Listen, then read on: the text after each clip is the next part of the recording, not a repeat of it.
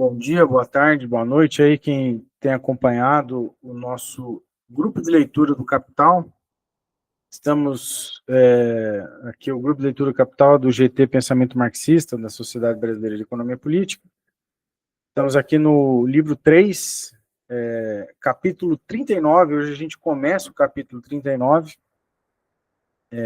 primeira forma da renda diferencial, em parênteses, a renda diferencial 1. Então, vou fazer a leitura aqui. Ricardo tem toda a razão nas seguintes observações. 2 pontos. Rent. Aí tem um acréscimo do Engels aqui entre colchetes. Isto é, a renda diferencial, pois sua suposição é de que não existe nenhuma renda além da diferencial. E aí tem aqui a continuação, né? Na verdade, a renda, né, é sempre a diferença entre o produto obtido mediante o emprego de duas quantidades iguais de capital e trabalho. Fecha aspas, uma nota do tradutor aqui, né? Que isso está tirado no texto do Ricardo, né? O Princípios de Economia Política e Tributação. Continuando, ainda entre aspas, numa mesma quantidade de terreno, aí o Marx volta, né? Ele deveria acrescentar na medida em que se trata da renda da terra e não de lucro extra em geral.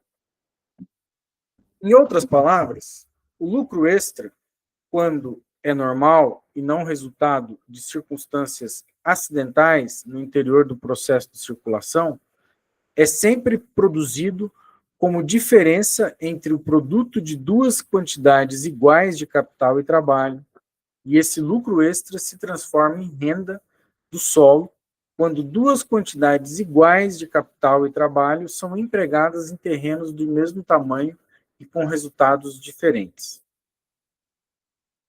Além disso, não é de modo nenhum imprescindível que esse lucro extra tenha origem nos resultados desiguais de quantidades iguais de capital empregado. Nos diversos investimentos também se pode encontrar ocupados capitais de grandeza desigual.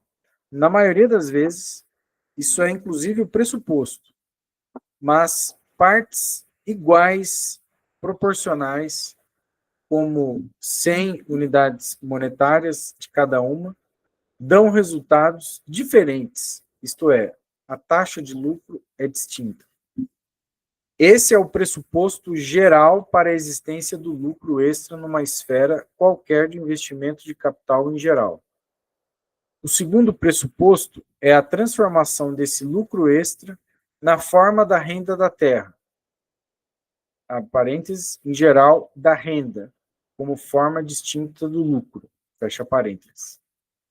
É preciso sempre investigar como, quando e sob quais circunstâncias tem lugar essa transformação.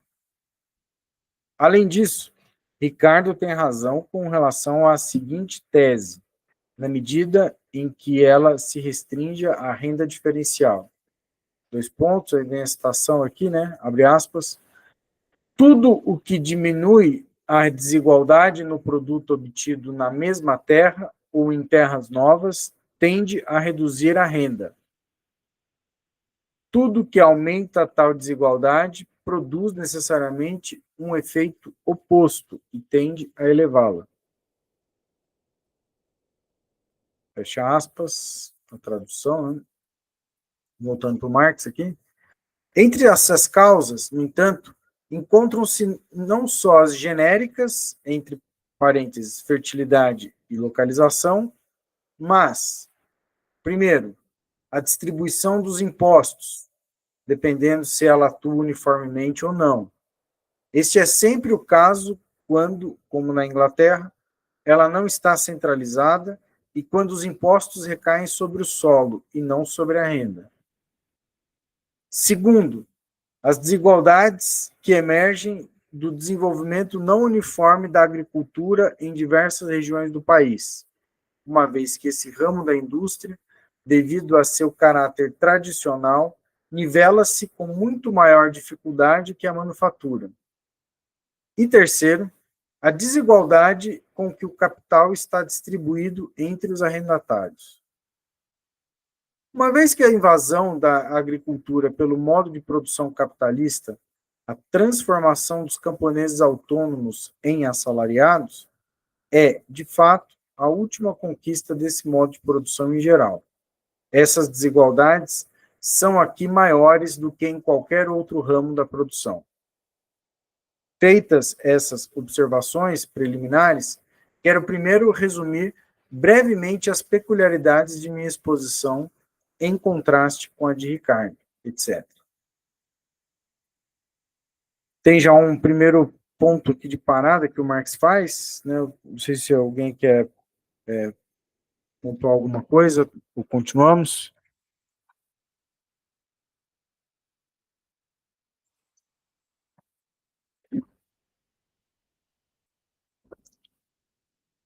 Então, vou seguir aqui. Comecemos por considerar os resultados desiguais de quantidades iguais de capital aplicadas a terras de igual extensão. Em caso de extensão desigual, calculando os resultados sobre superfícies de mesmo tamanho. As duas causas gerais desses resultados desiguais, totalmente independentes do capital, são, primeiro, a fertilidade. Neste ponto, discutir os diversos fatores incluídos na fertilidade natural das terras. Fecha parênteses. E dois, a localização das terras. Esta última é decisiva no caso das colônias, e, em geral, para a sequência na qual as terras podem ser sucessivamente cultivadas. Além disso, está claro que essas duas razões distintas da renda diferencial, a fertilidade e a localização, não podem atuar em sentido contrário. Um terreno pode estar muito bem situado e ser muito pouco fértil, e vice-versa. Essa circunstância é importante, pois explica como no arroteamento dos solos de dada região é possível proceder tanto de uma terra melhor para pior, como em sentido inverso. Por fim, é claro que o progresso da produção social em geral tem, por um lado, efeito nivelador sobre a localização como causa da renda diferencial, porquanto gera mercados locais e, mediante o estabelecimento dos meios de comunicação e de transporte, cria espaço. Além disso, ele aumenta as diferenças entre as localizações das terras, por meio da separação entre a agricultura e a manufatura, e da criação de grandes centros de produção, por um lado, e do isolamento relativo do campo, por outro. Deixemos de lado, por ora, esse ponto da localização e tratemos apenas da fertilidade natural.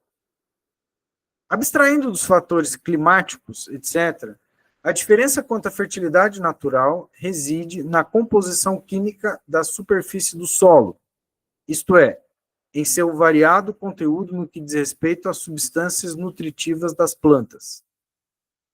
No entanto, pressupondo-se um conteúdo químico igual, e, nesse sentido, uma fertilidade natural igual de duas superfícies de solo, a fertilidade efetiva será diversa conforme essas substâncias nutritivas se encontrem numa forma mais ou menos assimiláveis, diretamente aproveitáveis para a alimentação das plantas.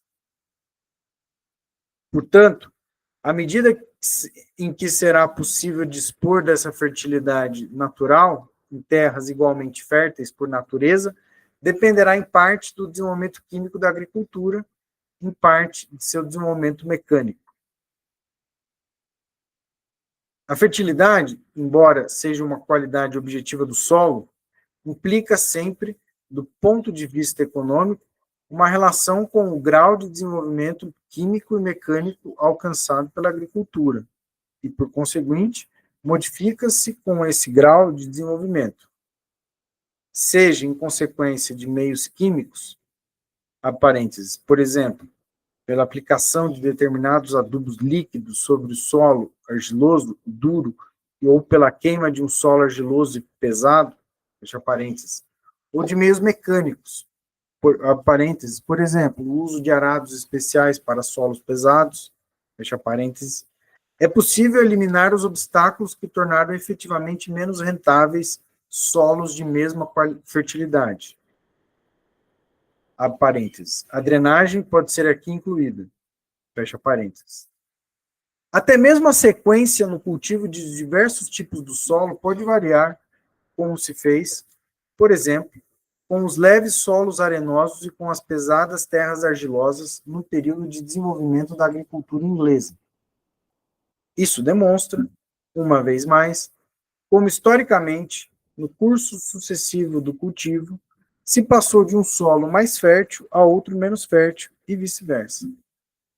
O mesmo pode ocorrer por meio de uma melhoria artificialmente produzida da composição do solo ou por mera modificação nos métodos agrícolas.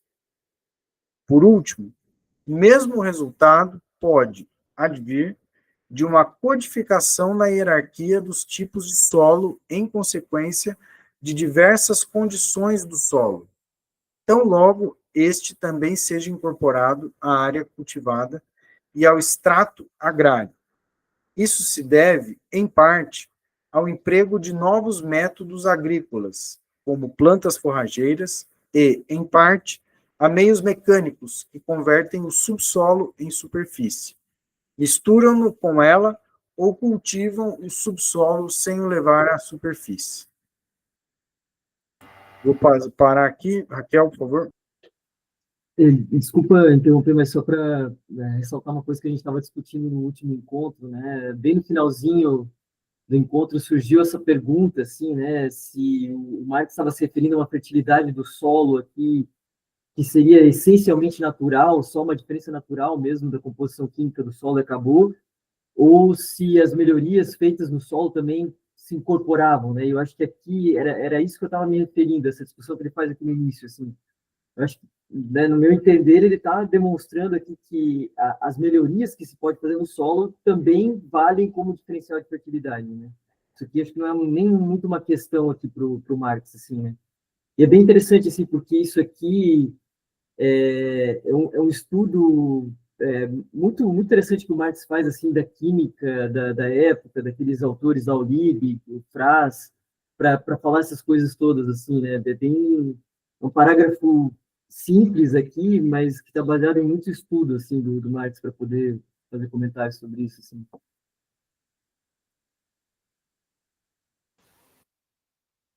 Não, importante aí, lembrete.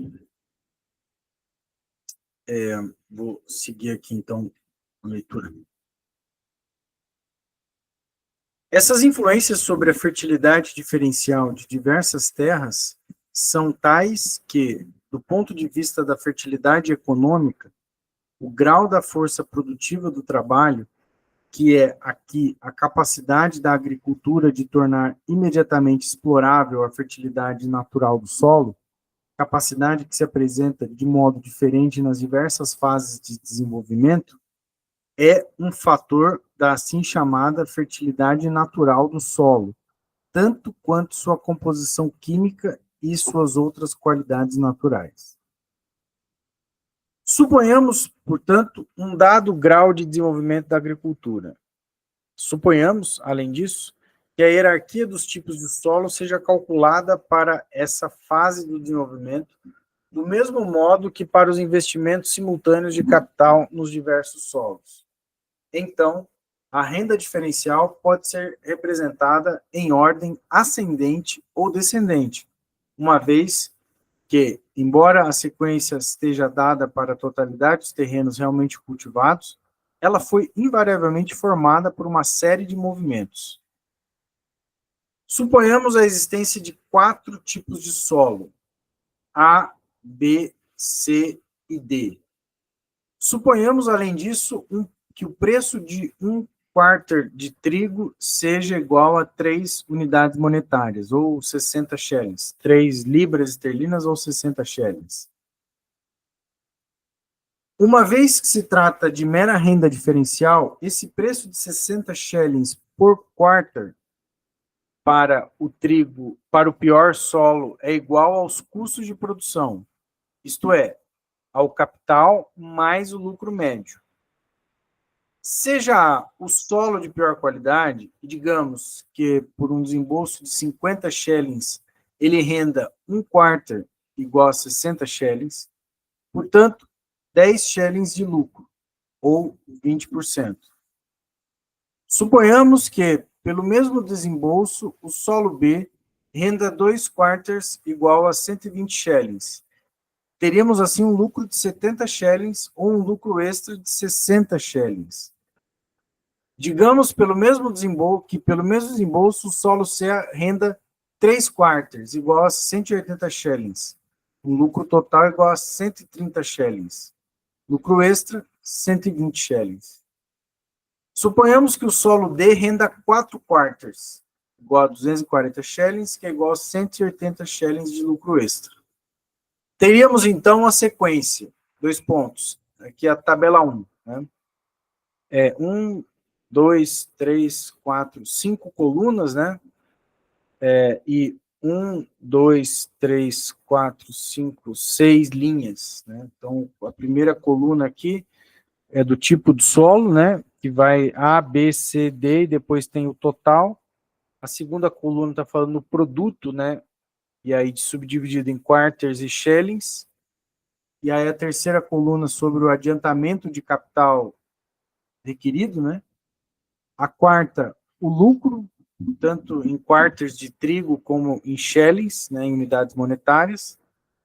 E a quinta coluna, a renda, no caso a renda da terra, observado em quarters e em shillings também, né? Então, o primeiro tipo de solo, né, tem um produto de 1 quarter ou 60 shillings, um adiantamento de capital de 50, não produz renda.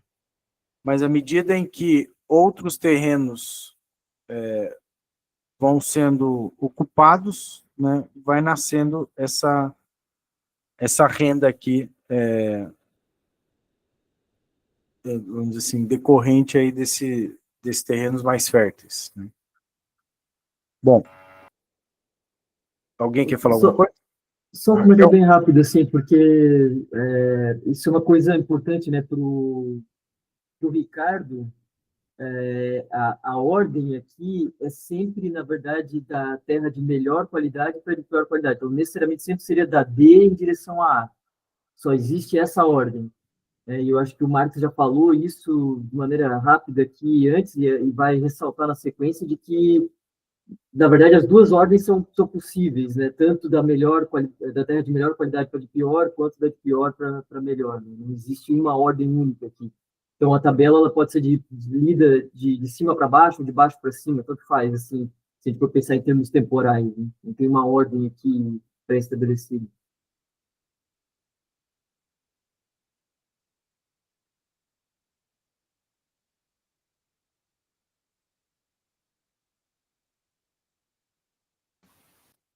Bom, eu consulto se podemos avançar, os colegas querem ver alguma coisa na tabela, mas aí podemos seguir? Então, vou seguir aqui. Para o Ricardo, então, né, a renda nasce da terra à medida em que terras de pior qualidade vão sendo ocupadas, vai criando renda nas terras de melhor qualidade. O Marx está dizendo que isso pode acontecer ao contrário desse raciocínio também, né?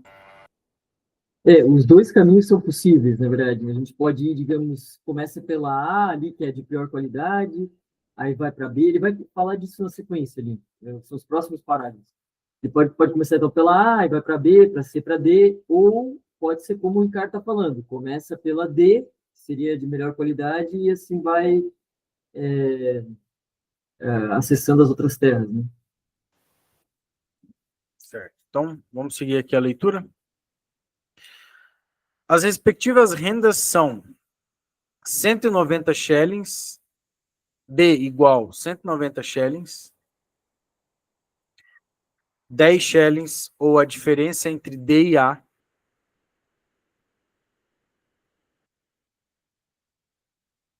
C igual a 130, ou 10 shillings, né?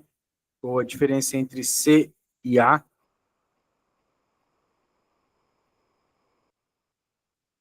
Porque aqui é 60 menos 50, né? E aí dá 10. Esses 10 são capturados pela outra também, por isso na conta, não é isso? Então o C. Aí ficou 130 aqui, eu não entendi o 130. É o lucro do C, na verdade. Porque o adiantamento é 50, 180 menos 50 dá 130, tá certo. Não tem nada a ver com a letra A. Então, B igual a 70, porque na verdade é 120 menos 50. Né? E 10 shillings, ou a diferença entre B e a renda total para B, C e D igual a 6 quartas de trigo, que é igual a 360 shillings. Igual a soma das diferenças de D e A, C e A e B e A. Viu, só uma coisa, estranho, assim, a tradução aqui tá colocada de um jeito, aqui na civilização brasileira está escrito de um jeito um pouco mais fácil de entender, assim, porque ele está dizendo assim, o que ele está querendo determinar que para cada um é a renda, né? As respectivas rendas familiares seriam, como está escrito aqui. Aí ele coloca assim, D, 190 shillings menos 10 shillings. Então, 190, que foi o... Cadê o D aqui? Que é o lucro, né? 190 é o lucro do D, menos os 10, lucro, né, considerando o lucro suplementar, né, com o lucro extra, menos os 10, que é o lucro que fica para ele ali sob a forma de lucro médio. Né? É engraçado, ali ele faz assim, 190 shillings, vírgula 10 shillings, ou seja, a diferença de D para... Botou um menos ali, entende? É estranho. Essas frases, elas não estão do jeito Eu que está aí confesso que eu achei bem É, estranho. porque o Porque, assim, valor da renda. Desculpa. eu não sei se eu consigo me explicar, assim, mas é que assim, ó, deixa como tá aí, tá, Léo? Não mexe. Mas olha ali naquela primeira linha, né? Tá escrito D igual a 190 shillings, né? Aí, em vez de uma vírgula, aqui na civilização brasileira tem um sinal de menos, 190 shillings menos 10 shillings. Ou a diferença de D para A, que vai dar 180, entende? Isso. Faz um pouco mais de sentido do que tá aí. Assim. Eu acho que talvez no original deve estar confuso mesmo também, assim. Eu acho que ele não deve estar inventando coisa aí, mas tá estranho. Não ajuda muito esse parágrafo aí, essas perguntas. Sim, é claro que está claro aqui, né? A renda das terras D é o 180, não 190. 190 é o lucro total. Mas para mim isso está claro. Acho que não sei se alguém tem dúvida. É só o jeito que está escrito no parágrafo ali que poderia ter sido melhor escrito, é só isso. A tabela está claríssima, se você olha só para a tabela, acho que não tem dúvida. Mas o jeito que está escrito por extenso ali está estranho. Ah, tá, porque na verdade deduzindo o lucro, a renda, o lucro que sobra no caso aqui é 10, né? O que sobra de excedente depois do pagamento da renda, né?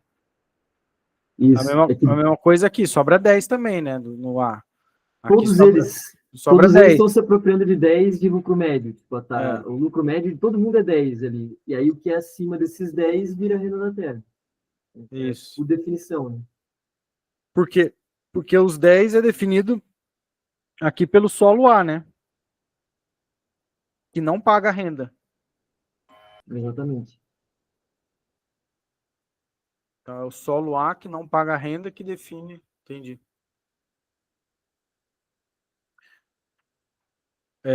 podemos seguir? Não sei se alguém quer pontuar alguma coisa aqui nessa tabela ainda. É meio confusa mesmo, mas acho que agora eu consegui capturar.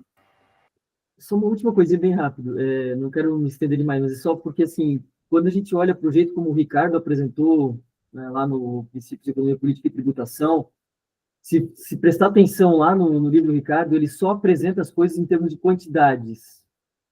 É como se ele apresentasse uma tabela até parecida com a do Marx aqui, mas sem nenhum valor, é só em termos de quantidades. Isso também é um salto aqui, né? Uma coisa bem diferente que o Marx está falando. Ele não está falando só da renda aqui em termos de quantidade, mas em termos de valores, né? E também acho que é uma coisa a ser notada, assim. Ele apresenta em termos de preço real do Smith, né, que é aqui em quarters de trigo, e apresenta em preço nominal, que é os shillings, né, que é enfim, é o preço em dinheiro. Ele está apresentando, seguindo uma formulação meio smithiana, né, do preço real e preço nominal. Então, desculpe insistir, mas é que assim, lá no Smith vai aparecer só como uma coisa em termos de valores. O Smith vai pensar, eu diria, talvez, né, como a renda da terra aparece como um preço acima daquilo que paga o lucro normal, então é sempre em termos de valores. No Ricardo, é sempre em termos de quantidade. E aí o Marx veio lá e fez, digamos, a síntese dos dois. Né? Uhum. No caso, essa renda da terra, ela parece, assim, bem explicar, ela é uma vantagem, né? Ela não é um rendimento tipo salário e lucro, ela é uma vantagem, né? E é uma vantagem relativa, de certo modo. Bom, talvez absoluta, mas é outra coisa, calma. Então, vou seguir aqui, próximo parágrafo. Essa sequência, que representa um produto dado num estado de coisa específico, também pode apresentar-se, quando considerada abstratamente, aparentes, e já expusemos as razões pelas quais esse caso também pode dar-se na realidade, fecha parênteses, tanto em sucessão descendente, parênteses, descendendo de D até A, isto é, do solo fértil até o solo cada vez menos fértil, fecha parênteses, como em sucessão ascendente, parênteses, ascendendo de A até D, de um solo relativamente estéril até o solo cada vez mais fértil, fecha parênteses. Por último, pode-se representá-la de maneira alternada, ora descendendo, ora ascendendo, como, por exemplo, de D a C, de C a, de A a B.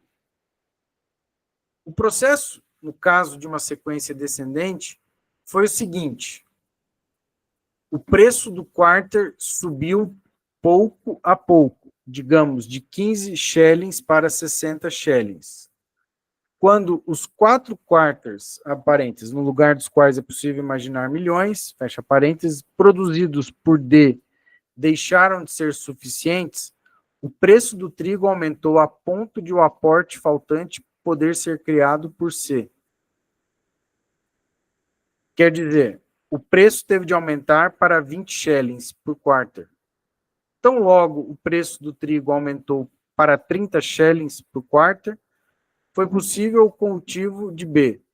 Quando aumentou para 60 shillings, começou o de A, sem que o capital empregado nesse processo tivesse de se contentar com uma taxa de lucro menor que 20%. Formou-se, assim, uma renda para D, primeiro, de 5 shillings por quarter, igual a 20 shillings pelos 4 quarters que produz. Nossa, que coisa confusa. Em seguida, de 15 shillings por quarter, igual a 60 shillings. E então, de 45 shillings por quarter, igual a 180 shillings por 4 quarters. Desculpa interromper, mas é sempre a diferença entre o D e o pior. Sempre pensar nesses termos, assim. Aí, todas essas diferenças que ele vai colocando dá uma dissolvida. Né? Sempre do melhor para o pior. Se originalmente a taxa de lucro de D também era igual a 20%, Seu lucro total sobre os 4 quarters era também de apenas 10 shillings, o que, no entanto, representava mais grão com um preço de 15 shillings do que de 60 shillings. Como o grão entra na reprodução da força de trabalho, de cada quarter, uma parte tem de repor salário, enquanto a outra tem de repor capital constante, então, de acordo com essa hipótese, o mais valor era mais elevado e, portanto, mantendo-se iguais às demais circunstâncias, também a taxa de lucro. Entre parênteses, investigar em particular mais detalhadamente a questão da taxa de lucro.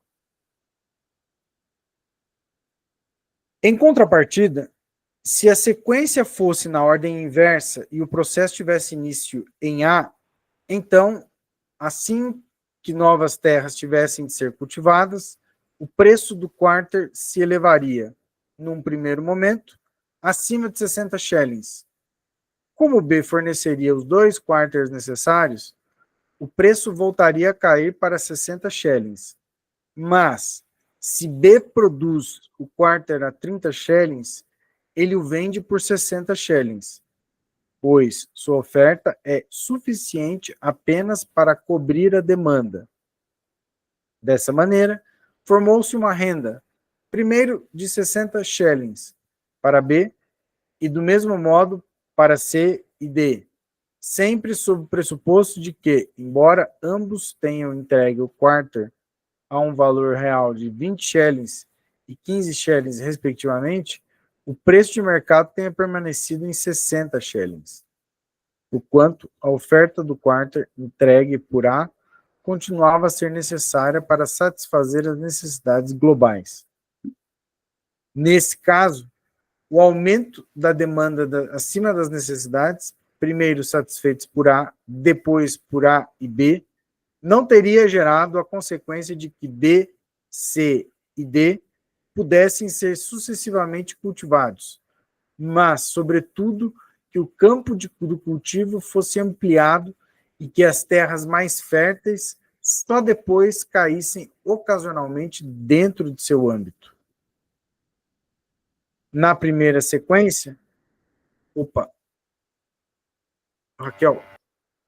Desculpa só ficar enchendo o saco, mas é que eu acho que essa apresentação aqui que o Marcos faz, ela não é tão, às vezes, meio confusa, assim, então eu acho que só é bom colocar, né, o que ele está apresentando, assim, né, aquilo que eu estava falando antes, né, a gente pode partir da terra mais fértil para menos fértil ou da menos fértil para mais fértil, né, isso que ele estava apresentando. E, basicamente, quando ele está replicando o Ricardo aqui, que é a partir da mais fértil até a menos fértil, ele vai dizendo que o preço vai aumentando aos poucos. Começa com 15 shillings, aí depois sobe lá para 20, depois para 30, depois para 60, né? Então, é esse movimento de aumento do preço aqui que é acompanhado pela formação da renda da terra e pela ocupação de terras menos férteis, né, digamos assim. E no outro caso ali, quando o Marx está falando da situação inversa, né, a gente está partindo da terra menos fértil e indo em direção a mais fértil, a gente vai ter sempre uma manutenção, na verdade, um preço constante ali de 60 shillings, né? Só que ele vai aumentando, ele aumenta um pouquinho para estimular a produção de uma nova terra e depois cai, né? Então, mas aqui a tendência é de manutenção, na verdade, um preço constante ali dos 60 shillings, né? Então, acho que é importante isso deixar ficar claro, assim, que são dois movimentos diferentes, tanto de terras que a gente está considerando aqui, né, mas também do preço, né? O preço é bem diferente em cada caso.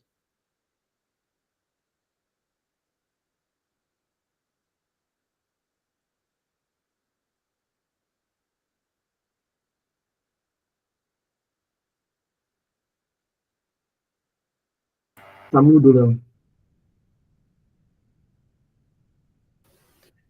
A gente parou dessa maneira aqui? Não, já lemos isso aqui, né? Necessidades globais. Aí a gente parou aqui em âmbito? Na primeira sequência. Isso. Tá. Na primeira sequência, no caso, a sequência descendente, né? Partindo da mais fértil, né? Para a menos fértil. O aumento do preço provocaria um aumento da renda e uma queda na taxa de lucro. Essa queda poderia ser total ou parcialmente paralisada por circunstâncias contrarrestantes. Desenvolver esse ponto em mais detalhes adiante. Não se pode esquecer que a taxa geral de lucro não está uniformemente determinada pelo mais-valor em todas as esferas da produção. Não é o lucro agrícola que determina o lucro industrial, mas o inverso. Porém, essa questão será explorada adiante. Na sequência, a taxa de lucro sobre o capital desembolsado permaneceria a mesma. A massa de lucro se representaria em menos grãos, mas o preço relativo do grão teria aumentado em comparação com o de outras mercadorias. Mas o aumento do lucro, onde isso ocorresse, em vez de fluir para os bolsos dos arrendatários industriais e apresentar-se como lucro crescente, seria separado do lucro na forma de renda. Porém, sob o pressuposto estabelecido, o preço do grão permaneceria estacionário.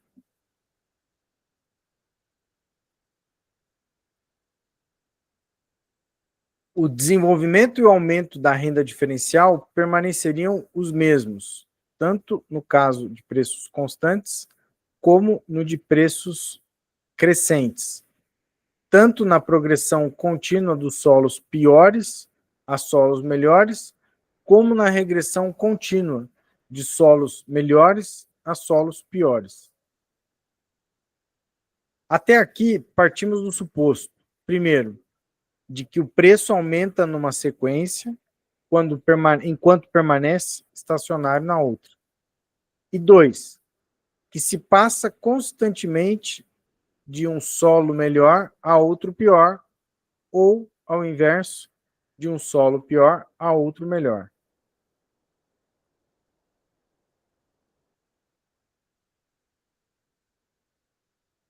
Suponhamos, porém, que a demanda de cereal aumente dos 10 quarters originários para 17 quarters, que, além disso, o solo A de qualidade inferior dê lugar a outro solo A, que entregue 1 1/3 quarter a um custo de produção de 60 shillings.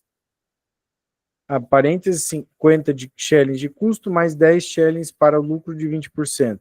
Fecha parênteses, cujo preço de produção por quarter é, pois, igual a 45 shillings. Ou que, em consequência de um cultivo racional contínuo, o antigo solo A tenha sido melhorado, ou que, mantendo-se constante os custos, ele tenha sido cultivado de modo mais produtivo. Por exemplo, mediante a introdução de trevo, etc., de modo que seu produto aumente para 1 1/3 de quarter, mantendo-se constante o adiantamento de capital. Suponhamos, além disso, que os tipos de solo B, C e D continuem a fornecer o mesmo produto, mas que se tenha iniciado o cultivo de novos tipos de solo A linha, né? Com uma fertilidade entre A e B. Além disso, B' e B duas linhas com uma fertilidade entre B e C. Nesse caso, teríamos os seguintes fenômenos. Primeiro, 2 pontos. O preço de produção do quarter de cereal, ou o seu preço regulador de mercado, teria caído de 60 shillings para 45 shillings, ou seja, em 25%. Segundo, 2 pontos.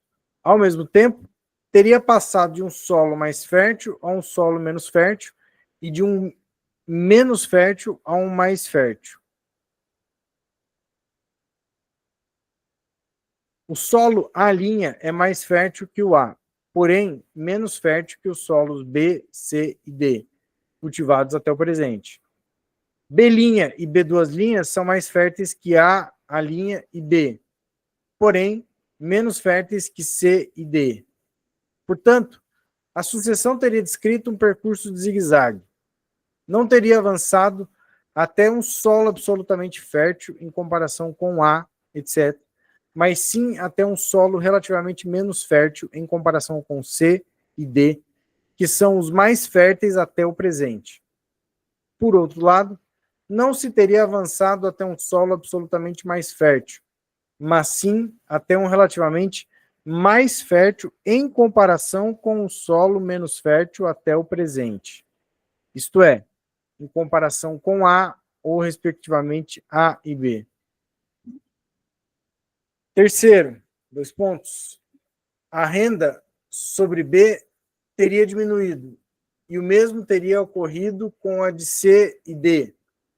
Porém, a soma das rendas em grãos teria aumentado de 6 quartas para 7 e 2/3 quartas. A extensão das terras cultivadas e geradoras de renda teria aumentado e a massa do produto teria subido de 10 quartas para 17 quartas. O lucro, expresso em grãos, teria aumentado, mesmo permanecendo invariável para A. A própria taxa de lucro poderia ter subido, por quanto? Sobre o mais valor relativo. Nesse caso, em consequência do barateamento dos meios de subsistência, o salário teria rebaixado. Portanto, o dispêndio em capital variável e, consequentemente, também o dispêndio total. Em dinheiro, a soma total das rendas teria caído de 360 shillings para 345 shillings. 2 pontos. Não, sem 2 pontos. A nova sequência pode ser assim apresentada. Tem uma tabela 2, mesmo esquema da anterior, né, em termos de colunas e linhas, só que agora acrescentado uma linha com fertilidade entre o tipo de solo A e o tipo de solo B, um B' e um B 2 linhas, né, entre B e C, né? Por último, se os tipos de solo A, B, C e D fossem cultivados como sempre, mas sua capacidade de rendimento fosse incrementada de modo que A, em vez de 1/4, produzisse 2/4, B, em vez de 2/4, 4/4, C, em vez de 3/4, 7/4, D, em vez de 4/4, 10/4, de modo que, portanto, as mesmas causas tivessem atuado de maneira diversa sobre os diferentes tipos de solo. Então, a produção total teria aumentado de 10/4 para 23/4. Suponhamos que, devido ao aumento da população e à queda do preço, a demanda tivesse absorvido esses 23/4. Nesse caso, obteríamos o seguinte resultado. Mesma tabela.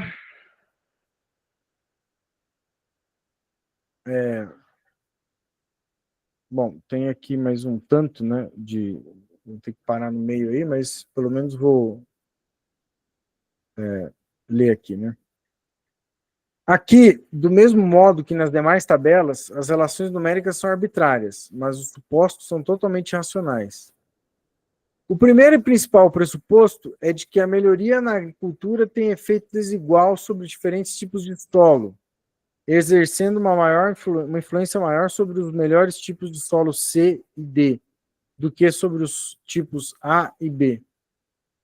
A experiência demonstrou que isso é em geral isso que em geral ocorre, embora possa acontecer o contrário. Se a melhoria influísse mais sobre os solos melhores do que os piores, a renda sobre estes últimos teria diminuído e não aumentado. Na tabela, porém, o pressuposto do crescimento absoluto da fertilidade de todos os tipos de solo está acompanhado do aumento da fertilidade relativa dos tipos de solos melhores, C e D. Por conseguinte, um aumento da diferença do produto em caso de igual investimento de capital e, por fim, um aumento da renda diferencial. O segundo suposto é que o crescimento do produto total seja acompanhado pela demanda total. Primeiro, não é preciso imaginar que esse crescimento tenha sido repentino, mas sim gradual, até o estabelecimento da sequência 3. Segundo, Não é verdade que o consumo de meios de subsistência necessários não aumente com seu barateamento. A revogação das leis dos cereais na Inglaterra, em parênteses, Newman, demonstrou o contrário. E a ideia oposta só surgiu porque grandes e súbitas diferenças nas colheitas, devidas apenas a fatores climáticos, provocam no preço dos cereais, ora uma baixa, ora uma alta, ambas desproporcionais.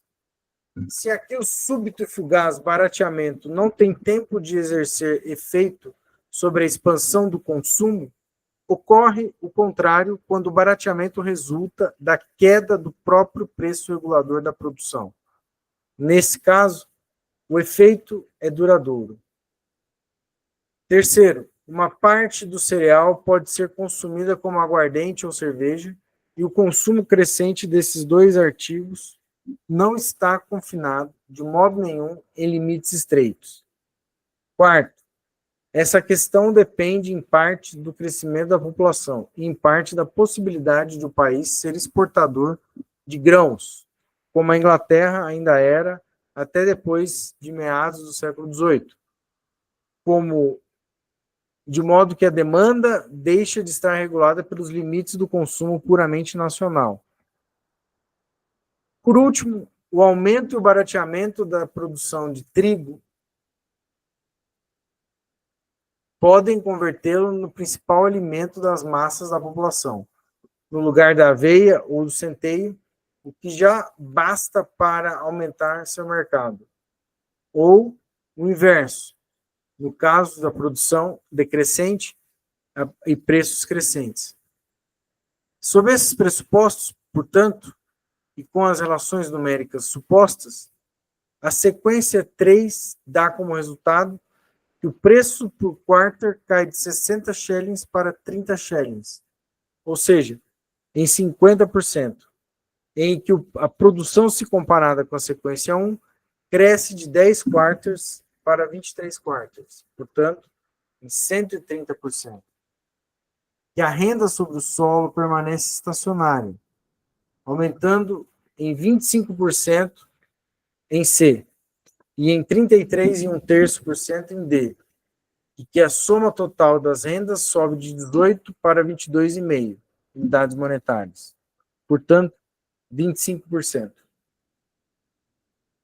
Tem uma nota aqui, né? Nota C, nota da edição. Na primeira edição, que a renda do solo B permanece estacionária, duplicando-se em C, e mais do que C, duplicando em D, ao passo que a soma total das rendas eleva-se de 18 para 22 unidades monetárias, ou seja, em 22,1%.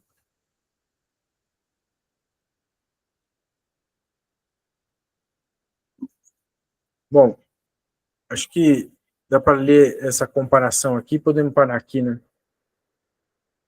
Da comparação entre as três tabelas, aparentes, das quais a sequência 1 deve ser considerada de duas maneiras, 2 pontos, crescente, de A a D, decrescente, de D a A, fecha parênteses, que podem ser encontradas como gradações no estado dado da sociedade, por exemplo, coexistindo em 3 países diferentes, ou mesmo como sucedendo umas às outras em diversos períodos do desenvolvimento de um mesmo país. Resulta, 2 pontos. Primeiro, que a sequência, quando concluída, qualquer que tenha sido a marcha de seu processo de formação, aparece sempre de maneira tal que ela resulta descendente, pois, na consideração da renda, o primeiro a ser levado em conta será sempre o solo que gera o máximo de renda, e apenas, por último, será considerado o solo que não gera renda nenhuma. O preço de produção do pior solo, que não gera renda, é sempre o preço regulador do mercado, embora este último, na tabela 1, quando esta se formou em sequência ascendente, só tenha permanecido estacionário pelo fato de se terem cultivado solos cada vez melhores.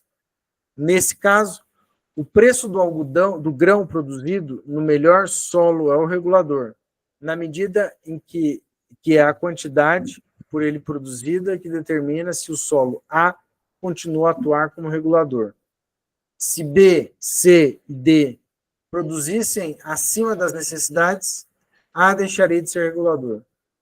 É isso que Storch tem em mente quando afirma que o melhor tipo de solo é o elemento regulador. Desse modo, o preço dos cereais norte-americanos regula o dos ingleses. Terceiro, a renda diferencial resulta da variação da fertilidade natural do tipo de solo. Entre parênteses, ainda aqui desconsideramos a localização, a qual é dada conforme o grau de desenvolvimento do cultivo em cada caso. Resulta, portanto, da extensão limitada das melhores terras e da circunstância de que capitais iguais têm de ser investidos em tipos de solos desiguais e que, por isso, rendem um produto desigual para o mesmo capital. 4.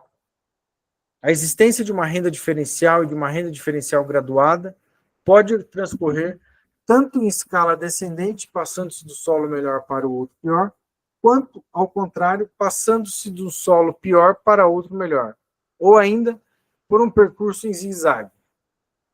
A parênteses, a sequência 1 forma-se pelo avanço tanto de D até A, como de A até D. A sequência 2 compreende os movimentos de ambos os tipos. Fecha parênteses. Quinto, conforme o modo de formação, a renda diferencial constitui-se com um preço estacionário, ascendente ou descendente, do produto do solo.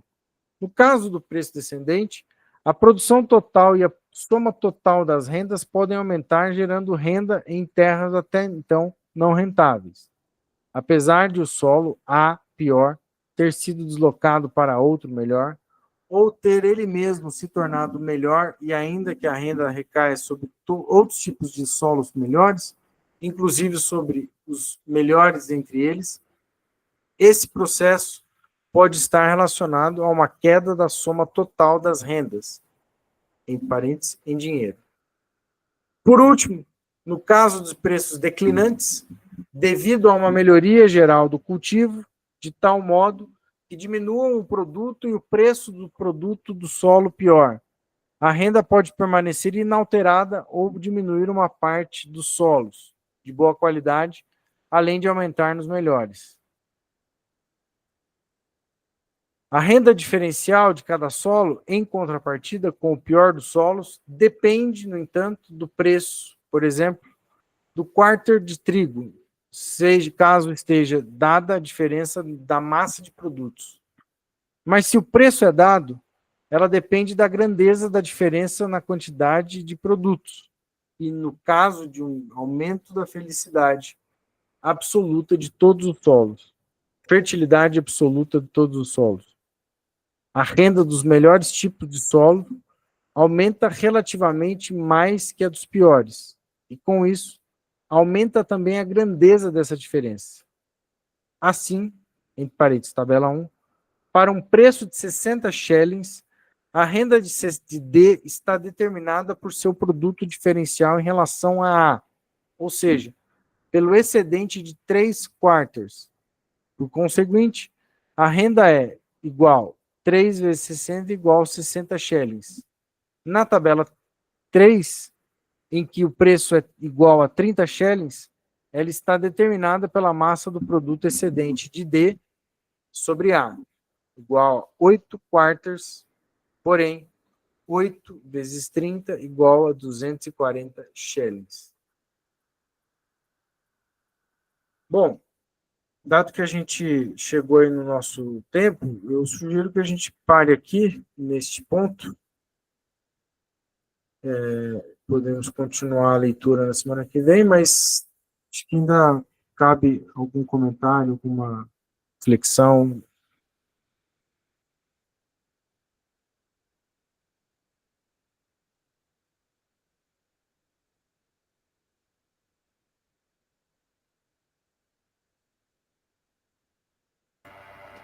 Queria só fazer um comentário sobre o que ele fala, depois que ele está fazendo esse resumo aqui, né?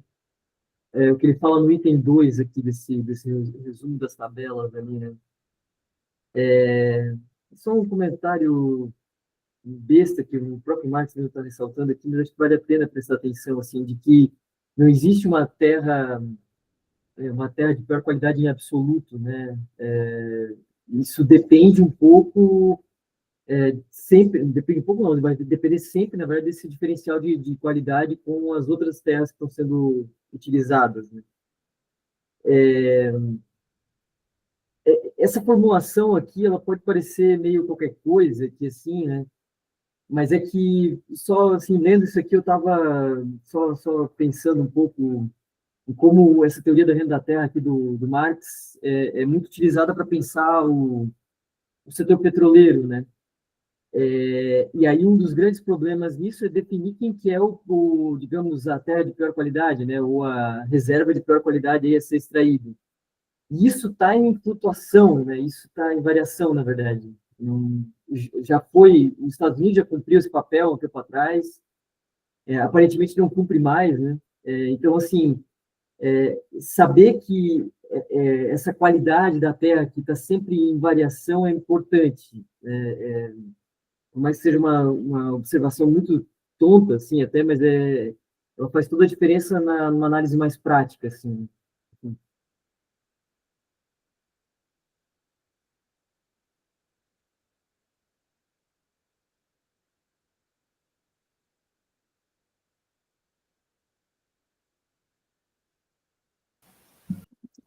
No caso, a renda diferencial é sempre relativa, né?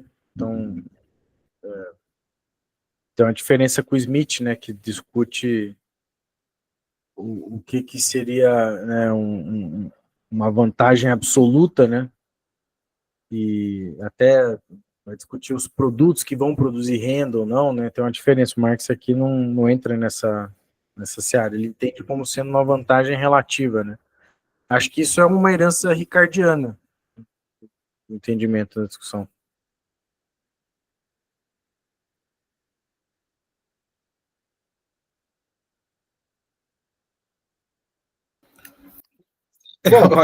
Bom, eu entendi pouco. Alguém ia falar antes de mim? Pode falar. É você, Raquel, quer falar? É, pode falar aí, depois eu falo. É bom que eu Fala concordo com aí, você. olha. Fala aí, fala aí. Não tem Não, nada para falar, não. vai lá. Não, fala de rede para voltar agora, igual aquele jogador que fica muito tempo parado, aí você volta, e sempre fala de rede.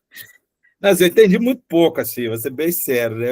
Assim, o que eu entendi foi aquilo que a Raquel abordou, né? Que o Marx, de certa maneira, eu acho que ele está discordando daquela tese.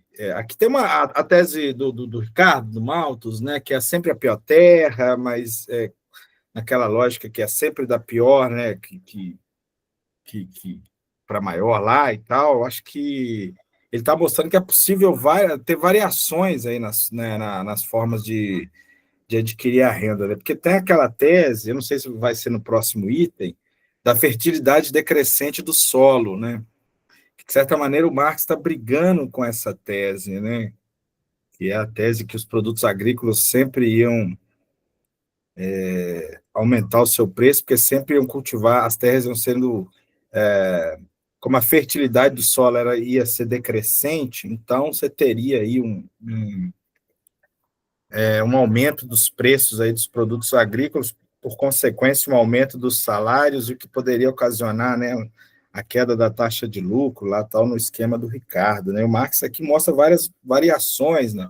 Melhorias no solo, melhorias que são melhorias naturais aqui, né? Mas também melhorias que são introduzidas, né? Ele fala aí da planta lá que aumenta a produtividade, tudo mais. Então, assim, tem de pouco, mas acho que a Raquel resumiu bem aí essas variações e as tabelas também, né? O Marx, com essas tabelas, tem demonstrado isso.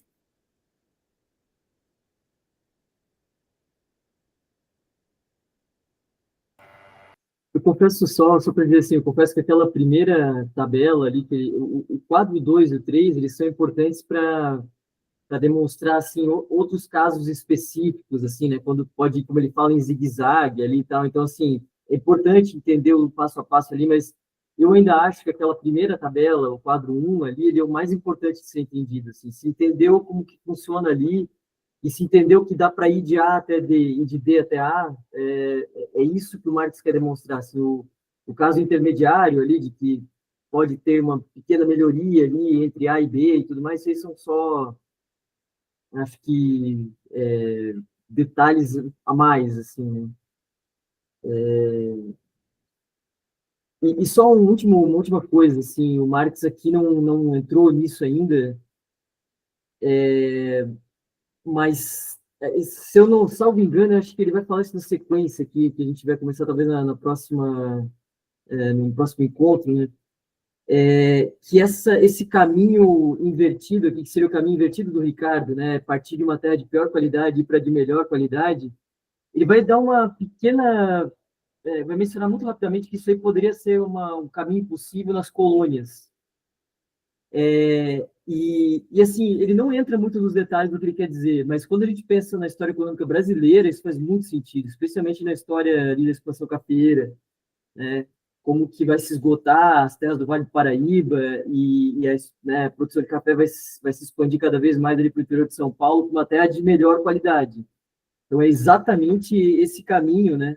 De uma terra, digamos assim, de pior qualidade para uma de melhor qualidade, gerando renda da terra, né, para os seus proprietários. Então, eu acho que é interessante esse caminho invertido aqui, não o caminho lógico ali que pareceu mais adequado lá do Ricardo.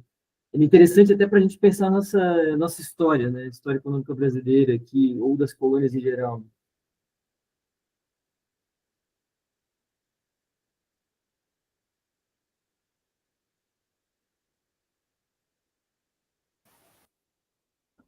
Raquel, acho que travou, não sei se ela parou de falar.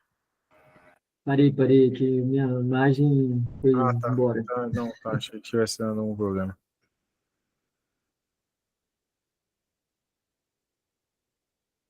Bom, pessoal, mas vamos ficar por aqui então. Semana que vem a gente retoma a partir desse ponto aqui.